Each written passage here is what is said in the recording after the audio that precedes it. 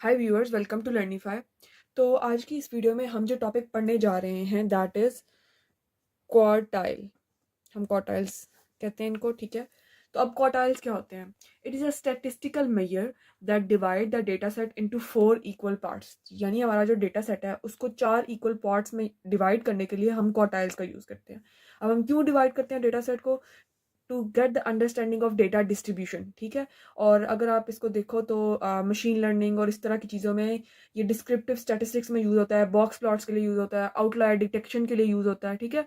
तो इस काम के लिए हम क्वार्टाइल्स को यूज़ करते हैं। तो अब हम जो है क्वार्टाइल को अंडरस्टैंड करते हैं कि क्वार्टाइल को हम कैसे यूज़ करेंगे अपने डेटा सेट को डिवाइड करने के लिए। Okay, so a data set has 3 quartiles. 3 quartiles. अब मैंने बात तो ये की है कि हमने डेटा सेट को 4 इक्वल पार्ट्स में डिवाइड करना है, लेकिन क्वार्टाइल्स हमारे पास 3 होंगे, ठीक है। Which split data into data into 4 equal parts, ठीक है। हम जब इसकी एक विजुअली डायग्राम बना के देखेंगे तो उससे आपको समझ लग जाएगी कि हमारे पास 3 क्वार्टाइल्स कैसे हैं और हम उनको 4 इक्वल पार्ट्स में कैसे डिवाइड कर रहे हैं, ठीक है। तो जो हमारा Q1 है हम उसको फर्स्ट क्वार्टाइल कहेंगे, फर्स्ट क्वार्टाइल होगा ये। और इसके बिलो जो है ना, इसके अंडर हमारे पास 25% डेटा इससे अंडर आएगा, यानी इसके बिलो जो है वो 25% डेटा होगा। फिर जो Q2 है वो हमारा सेकंड क्वार्टाइल होगा, ठीक है। और सेकंड क्वार्टाइल को हम मीडियन भी कहते हैं, ठीक है। और इसके अंडर हमारा 50% डेटा आएगा। मीडियन यही होता है ना, डेटा को 2 इक्वल पार्ट्स में डिवाइड कर देना, तो हमारे पास मीडियन वो वैल्यू आती है जो डेटा को 2 इक्वल पार्ट्स में डिवाइड कर रही होती है, ठीक है। इसी तरह हमारे पास Q3 है जिसको हम थर्ड क्वार्टाइल कहते हैं,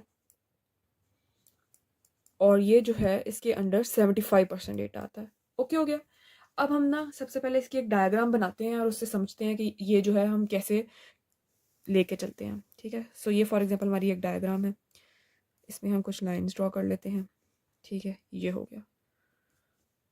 नाउ दिस इज़ द 0%, ये मिनिमम वैल्यू है हमारे डेटा सेट की।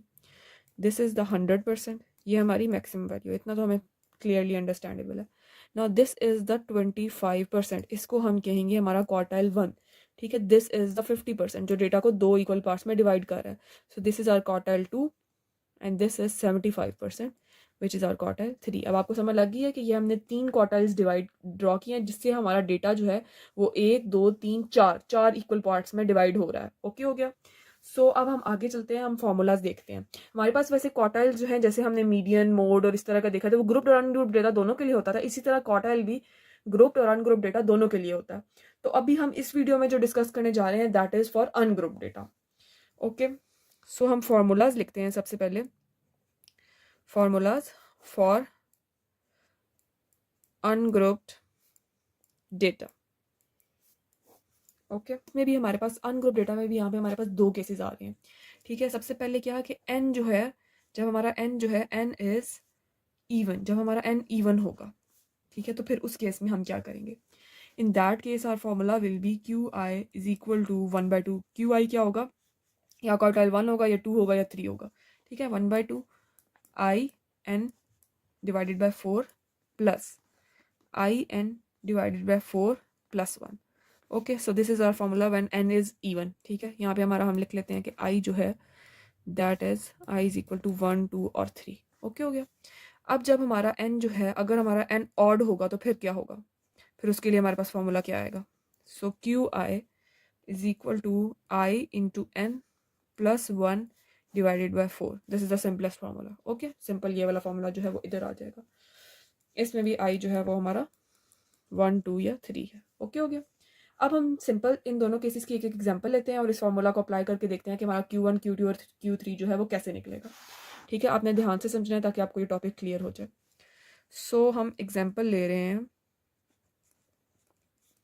सबसे पहले हम किस केस की ले रहे हैं? When n is even. n आपको बताती हूँ मैं कि n हमारे पास क्या है। n is number of values, ठीक है। अब फॉर एग्जांपल हमारी नंबर ऑफ वैल्यूज जो हैं वो हैं 3 7 9 12 15 18 21 एंड 24। तो कितनी नंबर ऑफ वैल्यूज है? 1 2 3 4, 4 प्लस 4 8 वैल्यूज हैं। तो हमारा n क्या हो जाएगा? 8 हो जाएगा। ओके हो गया। अब हम यहाँ पे सबसे पहले क्वार्टाइल 1 फाइंड करते हैं। So Q1 is equal to 1/2 into 1 8। अब यहाँ पे 1 क्या है, 1 हमारा आई की वैल्यू है।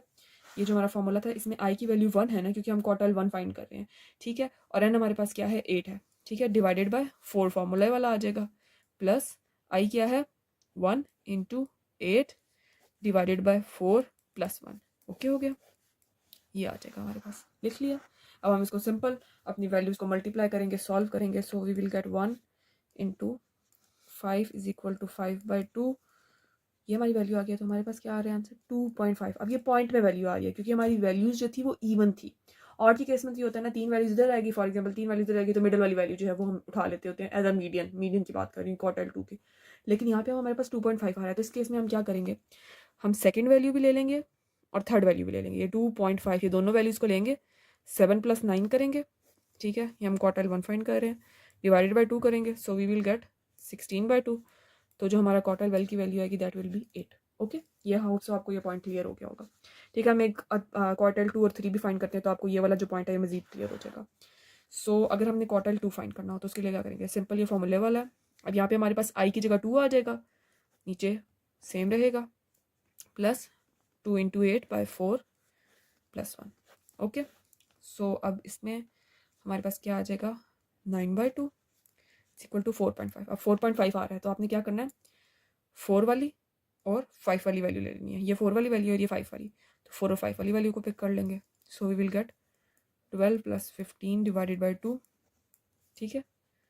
जब इसको सॉल्व करोगे तो आपका आंसर क्या आ जाएगा 13.5। तो this is our quartile 2। Okay, उसकी वैल्यू ये आ गया हमारे पास। इसी तरह सिमिलरली हम फाइंड करेंगे क्वार्टाइल 3 भी। Q3 is equal to 1/2। अब आई की जगह 3 आ जाएगा, इंटू 8 हमारे n है, n हमारा 8 है, 4 प्लस 3/8 4 प्लस 1, ठीक है। इसको आप सॉल्व कर लोगे तो आपके पास आंसर क्या आ जाएगा 13/2 इज इक्वल टू 6.5, ये आ जाएगा, ठीक है। और इसके बाद जब आप इन वैल्यूज़ को ऐड करोगे तो अब हमने कौन कौन सी वैल्यू उठानी है, 6.5, तो 6 और 7 वाली दोनों वैल्यूज उठा ली हैं। वो हमारे पास क्या है, दैट इज 18 एंड 21, उनको 2 के साथ डिवाइड कर देंगे, ठीक है। So what we will get 39/2 is equal to 19.5, लिख लिया। दिस इज आवर क्वार्टाइल 3 की वैल्यू, Q3 की वैल्यू ये आ गई। अब हम एक एग्जांपल देखते हैं, जब हमारे पास n जो है ऑड होगा, जब n जो है वो ऑड होगा तो फिर हमने क्या करना है। फॉर एग्जांपल हमारे पास सेम एग्जांपल है, बस एक वैल्यू हम कम कर लेते हैं, ठीक है। अब इस केस में हमारा n जो है वो 7 है, ठीक है। तो अब हमने अगर क्वार्टाइल 1 फाइंड करना हो तो हमने इसका क्या फॉर्मूला लिखा था पीछे, यू कैन सी दैट। तो हमारा फॉर्मूला क्या था, IN + 1/4। तो यहाँ पे सिर्फ I और N की वैल्यू पुट करनी है हमें। तो I क्या है हमारा 1 है, QI है ना, तो I 1 है, 1 इंटू N हमारा क्या है 7, 1 इंटू 7 प्लस 1/4। सिंपल, आप इसको सॉल्व करोगे 8/4 इज इक्वल टू 2। तो ये तो सिंपलेस्ट है, Q1 इज इक्वल टू 2 आ गया, ठीक है। इस तरह Q2 फाइंड करोगे तो 2 into 7 plus 1/4 is equal to 15/4 is equal to 3.75। This will be our Q2, ठीक है। नेक्स्ट वी हैव Q3, इसमें आ जाएगा 3 इंटू 7 प्लस 1/4, तो हमारे पास क्या आ जाएगा 22/4, वी विल गेट 5.5। ओके हो गया। सो ये हमने अपनी वैल्यूज़ निकालनी है for in the case of odd. जब हमारे पास ऑड है तो फिर हमारे पास क्वार्टाइल्स की क्या वैल्यू निकलेंगी। ओके हो गया। तो होप आपको ये वीडियो इजीली और ये टॉपिक जो है इजीली समझ आ गया होगा। और इसका जो पार्ट 2 है उसमें हम डिस्कस करेंगे कि अगर हमारे पास ग्रुप डेटा होगा, लाइक अगर हमारे पास ग्रुप डेटा वाला डेटा सेट गिवन होगा तो फिर हम इसको कैसे सॉल्व करेंगे। So kindly like, share and subscribe to our channel. Thank you.